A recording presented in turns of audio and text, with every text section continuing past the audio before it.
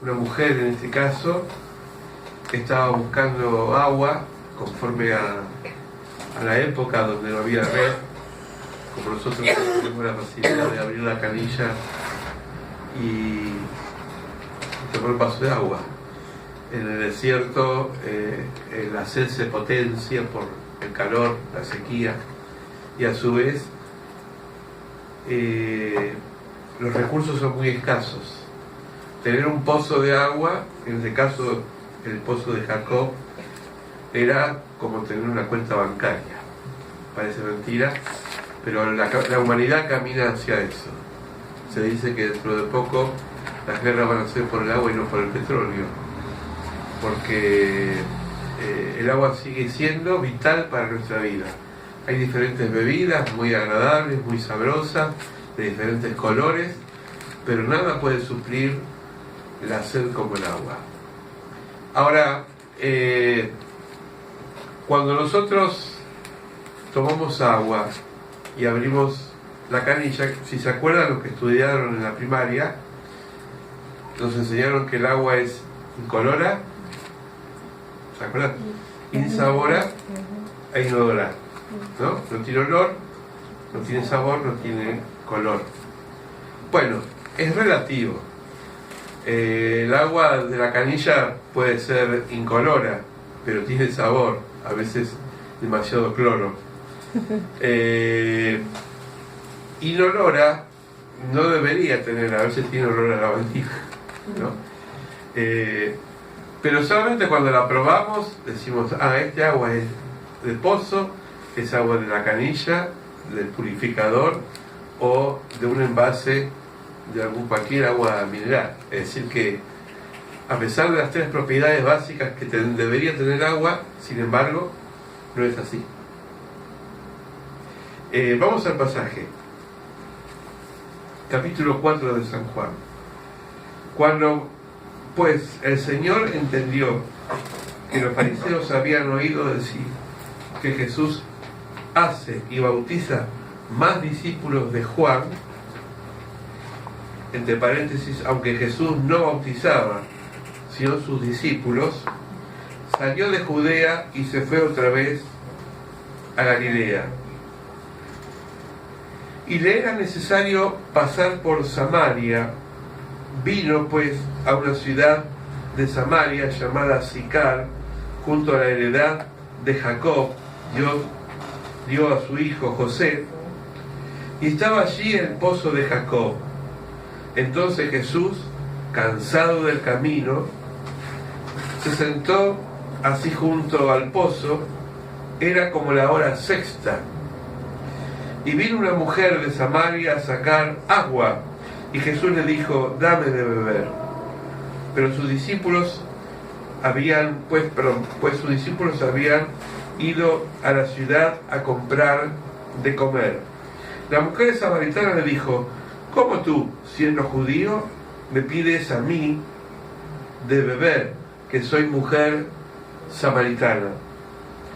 Porque los judíos y los samaritanos no se tratan entre sí.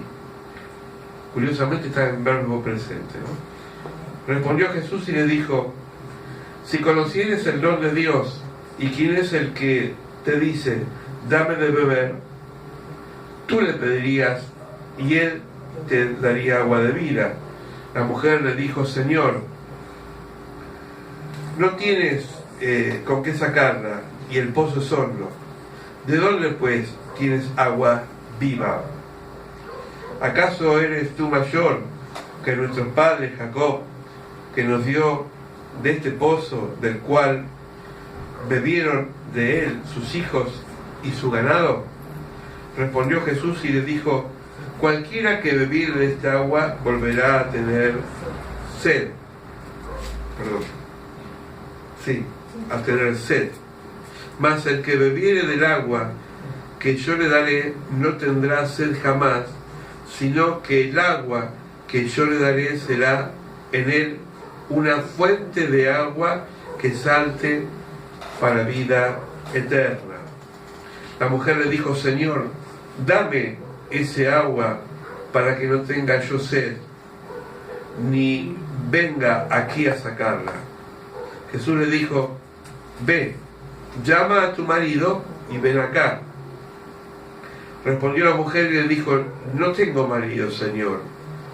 Jesús le dijo, bien has dicho, no tengo marido, porque 5 maridos has tenido, y el que ahora tienes no es tu marido. Esto ha dicho con verdad. La mujer le dijo, Señor, me parece que tú eres profeta. Nuestros padres adoraron en este monte, y vosotros decís que en Jerusalén, Jerusalén es el lugar donde se debe adorar. Jesús le dijo, mujer, créeme que la hora viene cuando que ni en el monte de Jerusalén adorarán al Padre. Vosotros adoráis lo que no sabéis, nosotros adoramos lo que sabemos. Mas la hora viene, y ahora es, cuando los verdaderos adoradores adoren al Padre en espíritu y en verdad. Porque también el Padre tales adoradores busca que lo adoren. Dios es espíritu, y el que lo adora en espíritu y en verdad es necesario que lo adoren. Y le dijo a la mujer, sé que ha de venir el Mesías llamado el Cristo. Cuando Él venga, nos declarará todas las cosas. Jesús le dijo, yo soy el que habla contigo.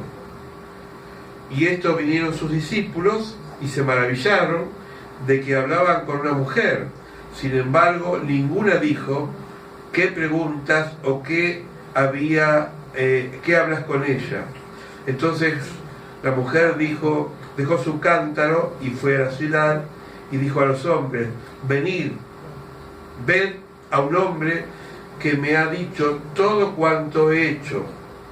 ¿No será este el Cristo? Entonces salieron de la ciudad y vinieron a él. Entre tanto los discípulos le rogaban diciendo, Rabí, come. Y él les dijo, yo tengo una comida que comer que vosotros no sabéis. Entonces los discípulos decían unos a otros, ¿le habrán traído a alguien que comer? Jesús le dijo, mi comida es hacer la voluntad del Padre que me envió, que acabe su obra. ¿No decís vosotros, aún falta 4 meses para que llegue la siega? He aquí que yo digo, alzad vuestros ojos, mirad los campos, porque ya está blanca la siega.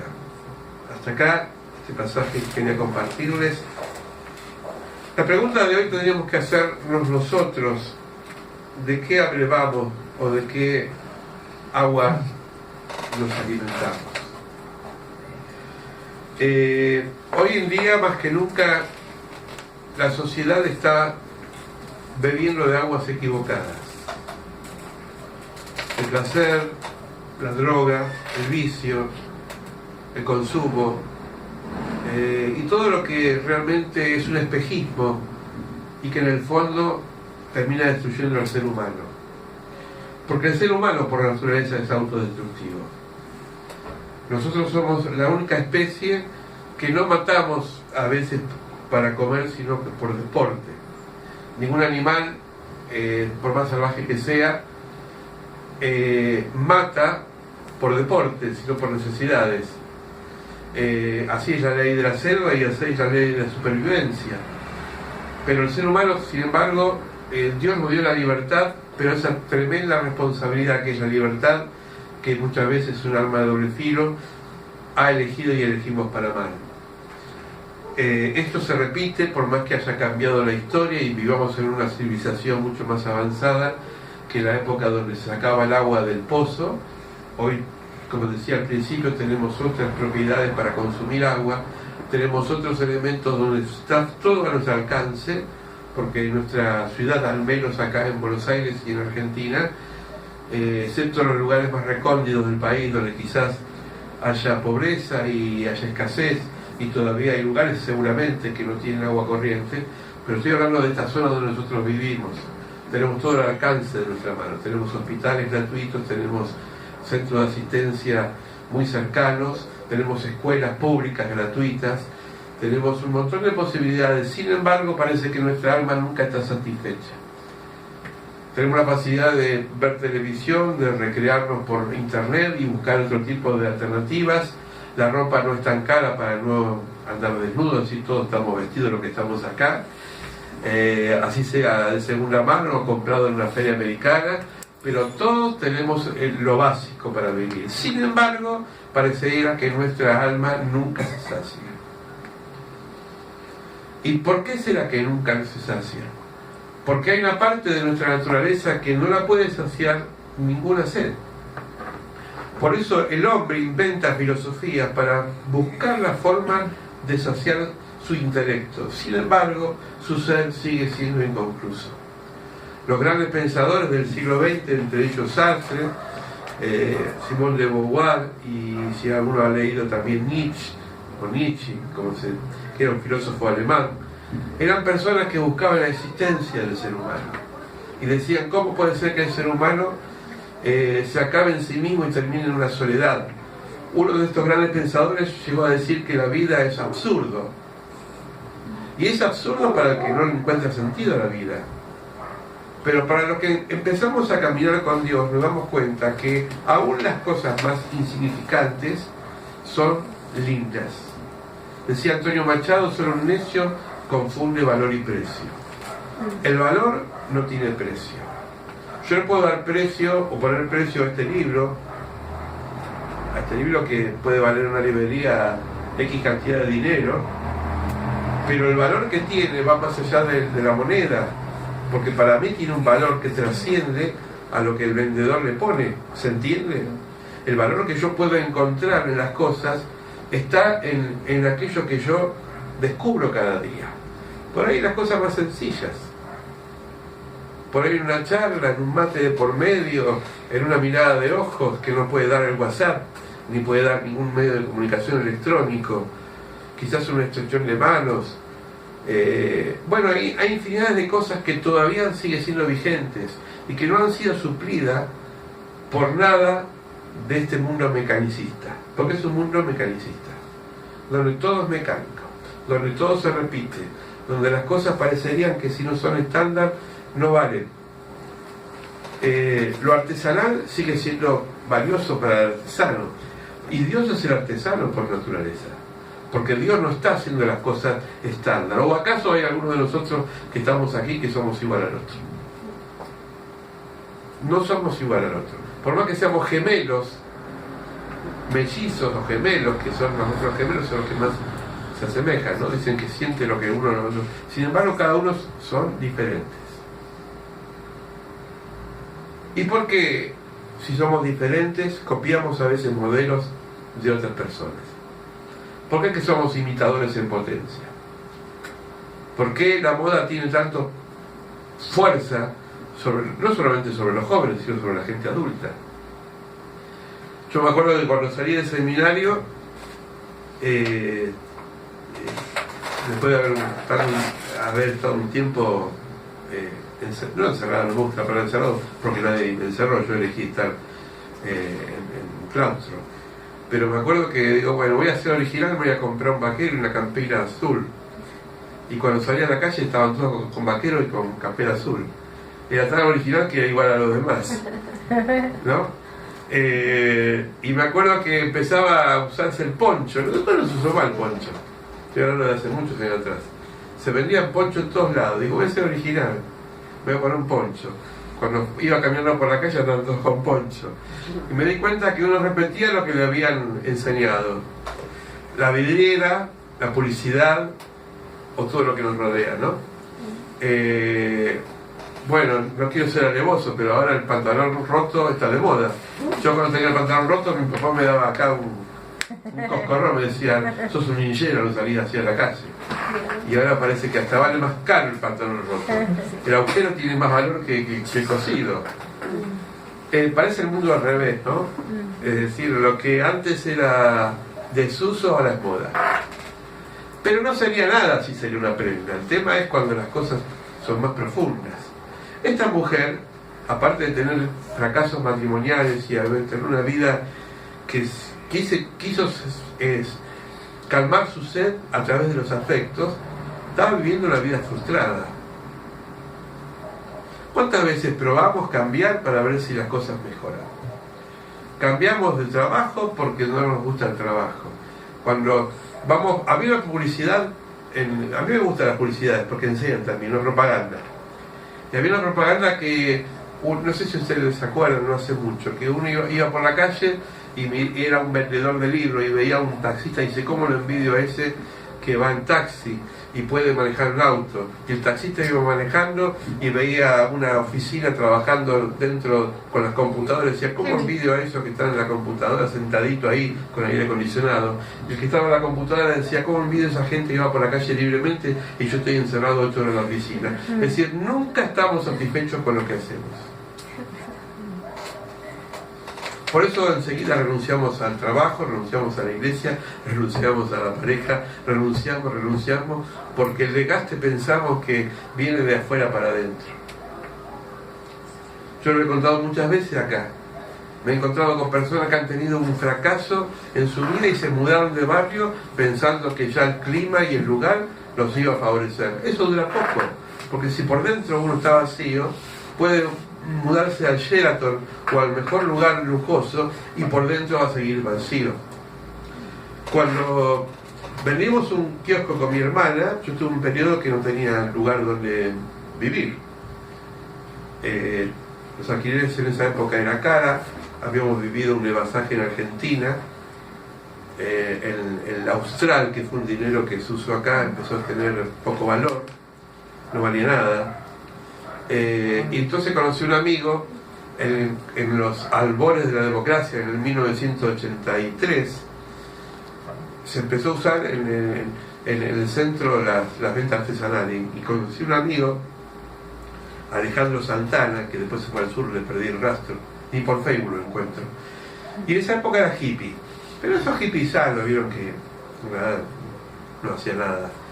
Me dice, bueno, si no estás, sin conocerme mucho, si no tenés dónde ir a vivir, vamos a mi casa. Yo vivo con mi hermano, los padres estaban separados, entonces vivían en un departamento en pleno Libertador, en el 13º piso, el último piso, que era balcón de terraza. Era un lujo por donde mirases. Tenía un cuarto para mí solo, con un colchón tipo de esos, ¿cómo se llama? Sumían, ¿no? Aire acondicionado, tenía todo. Me dice, acá no vas a pagar alquiler, vas a comer cuando quieras comer, y cuando quieres trabajar afuera, nadie te va. Bueno, fueron creo que 6 meses que estuve con él. Eternamente agradecido porque me salvó de andar en la intemperie. Pero nada de eso me satisfacía. Yo estaba en la búsqueda y cuando encontré mi lugar, mi espacio, que era mucho más humilde que eso, mucho más humilde, donde ni siquiera tenía aire acondicionado. Las ventanas estaban rotas y el aire entraba solo cuando... Pero sin embargo tenía paz, porque era mi lugar, era mi espacio, era lo que estaba buscando. Y ahí me di cuenta que por más que uno tenga lo mejor hacia afuera, si no está cómodo interiormente, por eso a veces no entendemos cuando leemos la vida de Pablo, que estaba en la cárcel con Silas, ¿se acuerdan? Y oraban y cantaban a Dios y estaban presos, y encima de una prisión que nada que ver con las prisiones actuales. No podemos entender a veces cómo personas como José, el hijo de Jacob, que estuvo en prisión y sin embargo nunca profirió palabras de agresión y de venganza hacia aquellos que lo habían mandado a la cárcel. No podemos entender una Ruth que tuvo que dejar su patria y decirle a Noemí, tu casa será tu casa y tu Dios será mi Dios, y donde vos vayas yo voy a ir. No podemos entender una María que, siendo tan joven y tan niña, desafió a la sociedad de embarazarse de un hombre que era por el Espíritu Santo, que nosotros lo creemos por fe, pero ¿quién iba a creer de sus paisanos que esta niña que no estaba casada con José estaba embarazada del Espíritu Santo? Era escarnio de burla. Y es más, podía haber sido lapidada como cualquier mujer de la época. Sin embargo, todos estos hombres y mujeres tenían lo que tenemos nosotros: Dios. Y al que Dios tiene, decía Teresa de Ávila, nada le falta, solo Dios basta. nada te turbe, nada te espante, ¿eh? Con la paciencia todo se alcanza, a quien Dios tiene, nada le falta, solo Dios basta. Y cuando tenemos a Dios, lo tenemos todo, porque el pozo interior, ese vacío, empieza a llenarse de Él. Por eso decía al principio, podemos probar diferentes aguas, pero la verdadera agua nos da una satisfacción diferente a las aguas que son parecidas al agua, pero que no es agua. Jesús decía, si vos bebés de mi agua, no vas a tener sed. La mujer lo dice, y literalmente lo voy a leer, dice, Señor, dame ese agua para que no tenga yo sed jamás. Sed jamás. Este pasaje fue el disparador de un pastor que partió con el Señor. Yo lo conocí circunstancialmente en el año, estoy hablando de años atrás, yo tengo muy buena memoria por las fechas, en el año 84. Pastor Novelli, no sé si alguno sintió de nombrar, él fundó el programa Andrés. Pastor Novelli era un hippie también, que de mucho dinero, de esos que tienen un respaldo económico en el banco, pero sin embargo era hippie, ¿no? Fácil así. Y se fue a Estados Unidos y había pasado por todas las drogas. Era argentino y tuvo posibilidades económicas de viajar al norte de América y había pasado por las drogas más extremas como el LSD y la heroína, que son drogas alucinógenas, carísimas. Y él buscaba saciar su vida a través del escapismo por una crisis que había tenido en su casa. Era hijo de padre divorciado y tenía una base bastante yo diría de arena movediza, no había construido sus proyectos en base a nada. Y el muchacho, bueno, había caído, y un día cae en una iglesia, cuando vuelve a Estados Unidos, cae en una iglesia, la iglesia bautista de la Lucila, del pastor Padilla, que a mí me ayudó mucho en un momento de mi vida. Y en una iglesia, estoy hablando de una iglesia de la Lucila, de clase media para arriba, donde la gente no iba a la iglesia en bicicleta, sino que tenía sus autos. Yo conocí esa iglesia, una iglesia alpina muy linda, que todavía está. Y entra Novelli, todo andrajoso como un ninjera, que tendría el pelo largo por acá, supongo. Yo no lo vi, me lo describieron. Se rascaba por todos lados porque ya vivía en la intemperie. Es un ninjera. Lindo de Joselete, pero un ninjera alpino. Ya no daba más, se quería suicidar.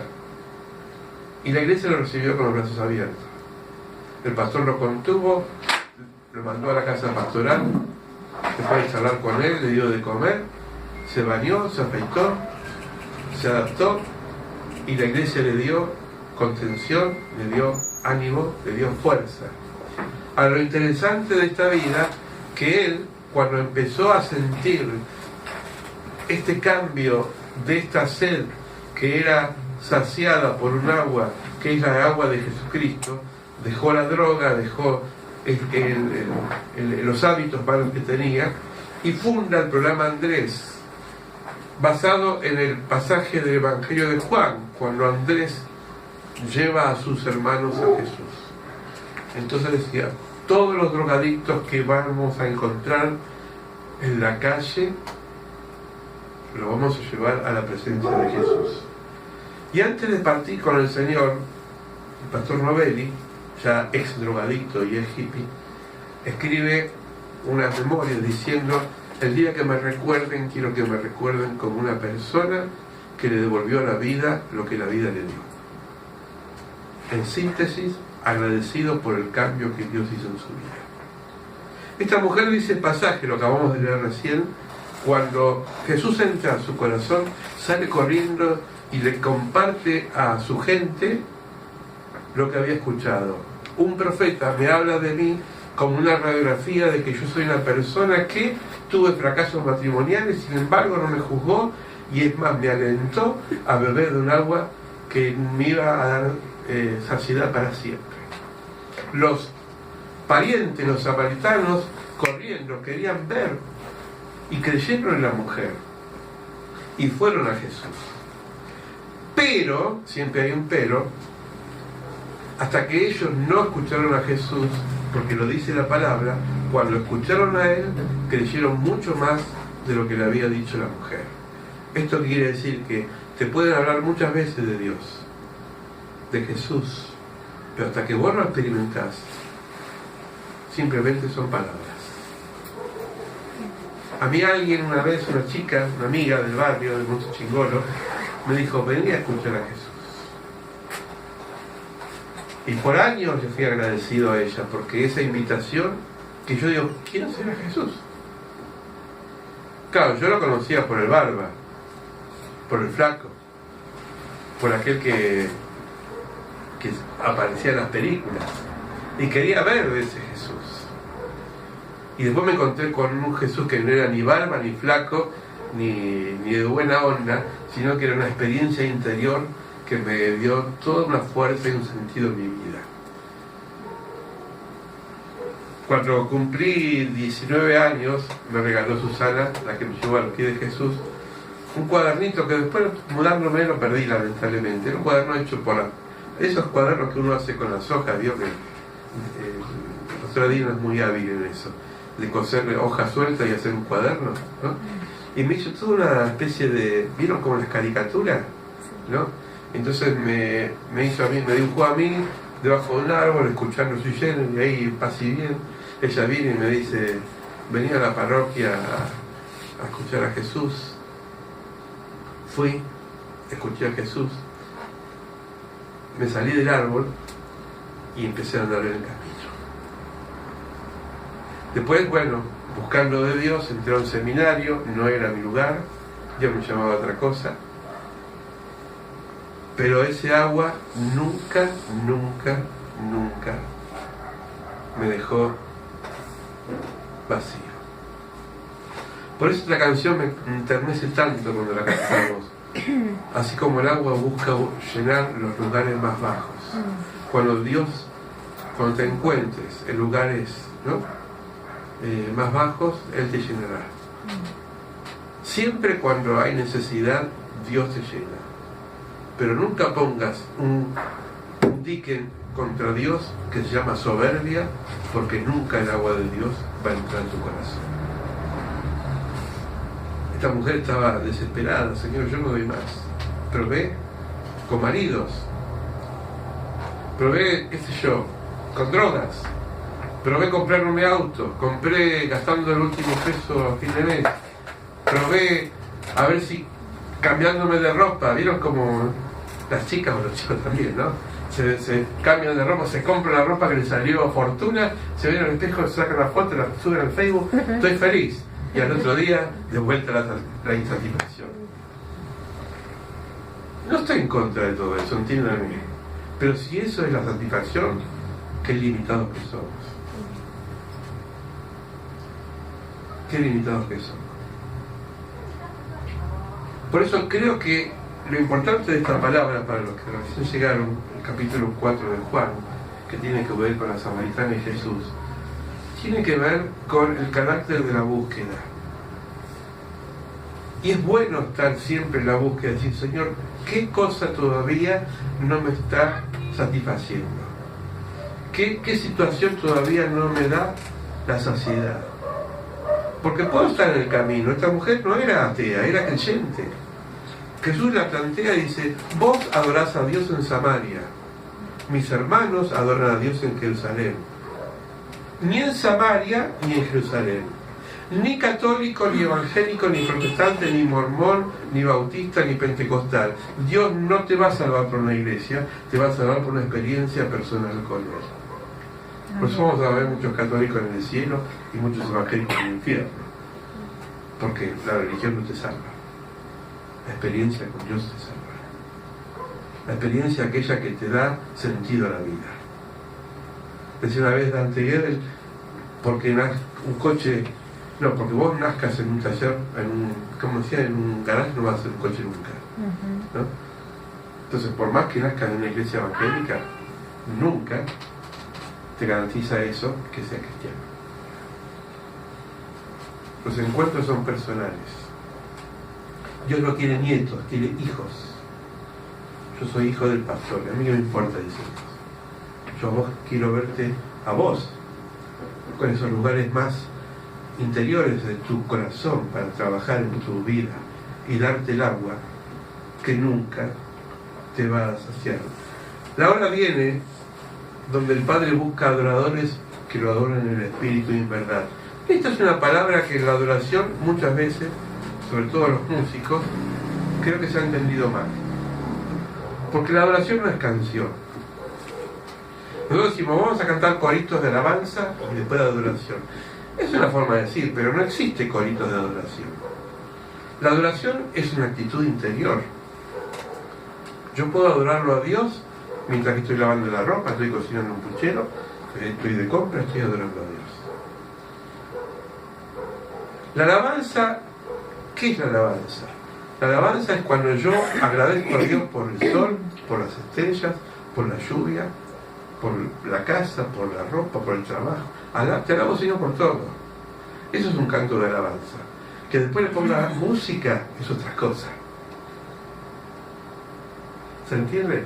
Amén. La adoración es una actitud interior. Señor, me quedo extasiado como cuando miras una flor y no sabes cómo describirla porque ese perfume y ese color de esa rosa te embelezó. Como esos dos jóvenes que se enamoran y se miran y quedan así. Y vos le decís, che, acá estoy. Y están extasiados. Eso supongo que así era Jesús, ¿no? Hablaba y la gente se quedaba. Pero los humildes, porque los otros los cuestionaban. Estamos estudiando ahora el discipulado que cuando Jesús empezó a predicar ya lo querían matar. Mire qué debut tenía este muchacho. A los 30 años, cuando en Nazaret, su primer sermón lo querían tirar del peñasco. Es decir, que su palabra no era para todos. Algunos los acomoda, otros los incomoda, algunos los apela y otros los interpela. Algunos los sacude y otros le dicen, seguime, como Mateo, que lo siguió. Dejó todo y lo siguió. Como Pedro. Dejó la red y se fue detrás de Jesús. Porque Pedro reconoció algo a pesar de que tenía muchas cosas en contra, como nosotros. Que cuando la gente se fue, en el Evangelio de Juan, que estamos leyendo en el capítulo 6, la gente se fue porque se molestó por las palabras de Jesús. Eran muy duras. Y Jesús los miró a ellos y dice, bueno, ustedes están conmigo hace tiempo, también quieren irse, las puertas están abiertas. Y Pedro dice, ¿dónde vamos a ir si vos tenés palabra de vida eterna? ¿Quién nos va a saciar y alimentar como tu palabra? Jesús acá usa un símbolo que lo estamos estudiando, estoy haciendo el chivo del discipulado, ¿no? Jesús dice acá un símbolo. Mi comida es hacer la voluntad de mi Padre. Esto está alineado con un pasaje que aparece en otro evangelio, donde María y Marta, hermana de Lázaro, invitan a Jesús a su casa. Dice que Marta estaba afanada por muchas cosas. Estaba cocinando, estaba planchando, estaba pasando la enceradora, estaba pasando el plumero, qué sé yo. ¿No? Digna de impotencia. Limpiando por todos lados. Y María era como Luis. Estaba ahí tranquilita. Y lo miraba a Jesús. Y lo escuchaba a Jesús. Y le dice, digna a Jesús, che, decirle a Luis que se ponga las pilas, ahí, ¿no? Y Jesús le dice, lo que hizo María, eligió la mejor parte. Esto fuera de contexto, por eso siempre hay que ver el contexto. No es que está promoviendo vagos. No es que decir, bueno, vos no te mates trabajando, total, con que me contemple es suficiente. No. Yo creo que ninguna de acá tiene vocación de carmelita descalza, ninguna es monja contemplativa. Pero sí, nosotros podemos buscar la mejor parte. Y la mejor parte es cuando le damos prioridad a Jesús. Cuando mi vida está centrada en Jesús. Tu vida está centrada en Jesús, mi vida está centrada en Jesús. Amén. A veces puedo decir amén, a veces no tanto. A veces parecería que las cosas están primero que Jesús. Y Jesús dijo, busquen primero el reino de Dios. Las cosas vienen solas. Él acomoda todo. Mi Padre, si ustedes hacen la comida, comen la comida de mi Padre, que es su voluntad, Él empieza a hacer lo suyo como Dios. Por eso nunca podemos perder el primer amor, que fue el reproche que le hizo el ángel a una de las iglesias del Apocalipsis. Has dejado su primer amor. El primer amor es lo primero, es Jesús. Ahora esta mujer estaba tocando fondo. Qué feo, ¿no? Solamente cuando tocamos fondo es cuando vamos a Jesús.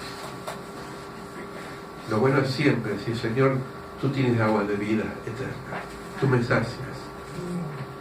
Tu presencia, Señor, me envuelve de tal forma que ya estoy hecho. Nada más por hacer. Y Dios va a responder. Dios va a saciarnos. Dios va a retroalimentarnos. Termino con esto. Mucha gente creyó en Jesús cuando se encontraron con Jesús. Pero hubo una mujer que fue punta de lanza y comentó a otros lo que este hombre le había dicho en su corazón. El Señor quiere de esta iglesia punta de lanzas, personas que lleven a los pies de Cristo a otra persona, que despierte en nosotros ese fervor de decir, yo lo que tengo te lo quiero compartir, vecino, vecina, compañero de trabajo. Nos cuesta a veces, ¿no? Nos cuesta a veces. Pero qué lindo, a mí me alegra cuando alguien trae a alguien a la iglesia porque lo invito. Como aquella vez que vos trajiste a Luciano y todo y se quedó. Acá está. Y seguramente conocer a un amigo. Porque no podemos ser egoístas. No podemos decir, Señor, yo ya estoy hecho. ¿Para qué más? Tengo que compartir, tengo que ver la forma, la estrategia de que la otra persona se siga impactada, aunque sea buscar la forma, no sé, somos creativos, somos... Pablo dice algo que lo compartíamos el otro día con mi esposa en Romanos. Él dice, yo siendo judío me hice romano para ganar a los romanos, me hice griego con los griegos, es decir, adaptate al otro, hablar el mismo lenguaje, pero hace algo, hagamos algo. Este pastor Ravelli, que salvó a tanta gente de la droga, es porque quiso hacer algo por el otro, porque había recibido y había sido saciado de su agua que no lo saciaba por el agua de vida que era Jesús. Empezó a compartir y fundó un ministerio. Y podemos buscar en internet miles de jóvenes, mujeres, hombres y no tan jóvenes, que empezaron a compartir lo que querían hacer. Abrieron sus casas para empezar a orar, abrieron su corazón para que el otro conozca a Jesús. Es hora de evangelizar, es hora de compartir, es hora de decir, Señor, no puedo ser egoísta y quedarme con lo que recibí. Tengo que hablarle a alguien de vos. Hay un estudio que hicimos hace unos años que se llama Vida con propósito.